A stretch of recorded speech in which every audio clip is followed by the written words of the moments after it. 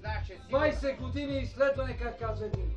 Трябва да ти изследват най-големото напрежение. Не, 50 милиона лева, това колко струва 200 и няколко хиляди евро. Ма не, трябва да ти изследват на най-високото напрежение. Така е, разбира се. Да, не се провали.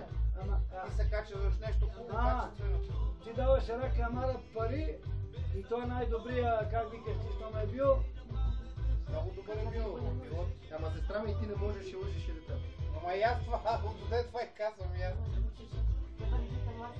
Вероника, обиди ги тия, че като ги гледам като някой глисти като тия глисти се шаран и сон няма да хвърне на вас, Няма, вие много бавно действате.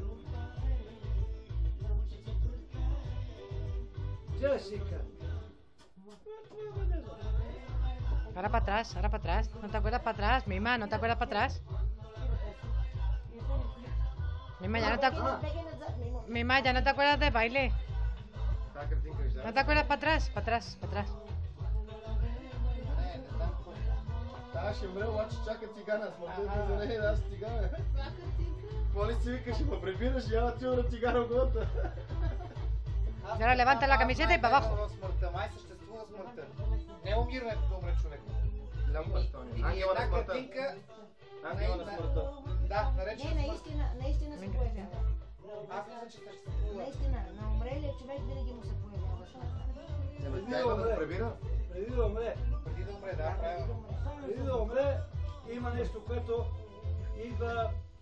И знаеш ли какво мисля аз, майко, че умрелите хора горе се събират на едно место. И живеят такова, не че живеят, защото живота им е, ама съществуват. Съществуват горе и дали си говорят за нас, къде си говорим за тъй, дали ни споменава. Ама аз мисля, че има нещо. Има сила. Колко години мина и ти, където си видяла бабичката, кола бе на тишерта? В Трудомария видяла. Еми аз ти казвам, че на празници,